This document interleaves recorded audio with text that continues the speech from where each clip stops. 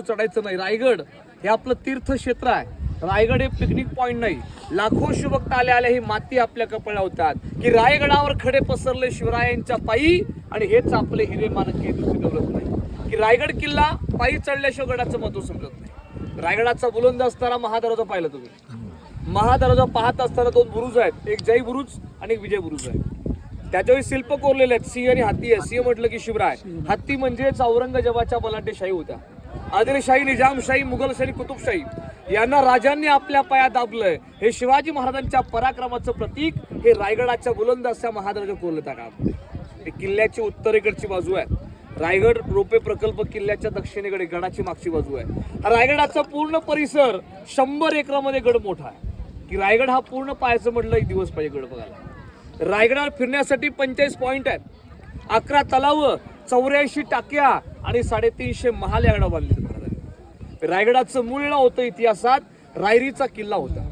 हा रायरीचा किल्ला जावळीच्या चंद्रराव मोऱ्यांच्या आधिपत्याखाली होता. आणि मोरे म्हटलं राजांचे नातलं रक्तातले माणसं. जावळी खोऱ्यात चंद्रराव मोऱ्यांचं वास्तव्य होतं का.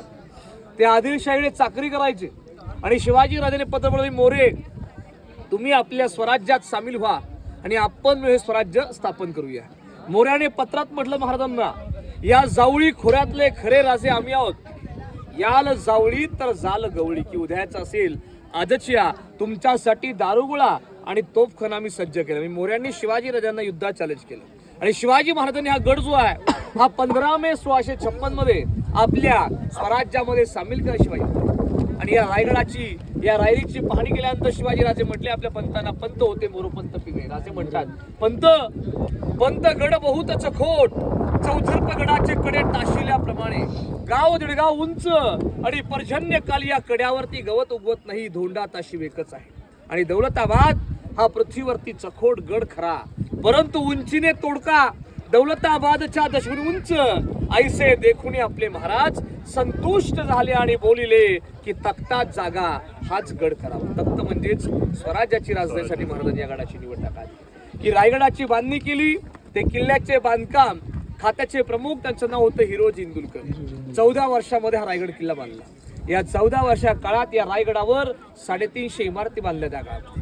आणि जे तलाव खोदले, टाक्या खोदल्या, त्यातला खडक काढला, तो गडासाठी वापरला. पाणी अडवा आणि पाणी जिरवा या संकल्पना शिवाजी महाराजांच्या काळातल्या. येताना तलाव पाहिलं, हत्ती तलाव होतो इथं. तुम्हाला एक प्रश्न पडतो की राजाने हत्ती कसे गडावरती आणले. हा प्रश्न इंग्रज वकील हेनरी ऑक्झनला पडला की 2 पायाचा माणूस गडावर दमचाक होते, तर राजाने रायगडावरती हत्ती कशी आणले.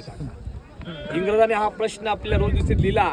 पण आताचे तज्ञ अभ्यासक यांची मतं की या रायगडावर महाराजांनी छोटी हत्तींची पिल्ल पालखीत आणली आणि त्यांचं पालनपोषण केलं. ही महाराजांची दूरदृष्टी आहे. राष्ट्रमाताजी जेव्हा त्यांचं प्लॅन होतं की राजांचा राज्याभिषेक रायगडावर करायचं आहे, रायगडावरती हत्ती लागणार, मी हत्तींची छोटी पिल्ल आणून त्यांचं गडावरती मोठी केली. की लहानापासून मोठा करता येतं, मोठ्यापासून लहान करता येत नाही.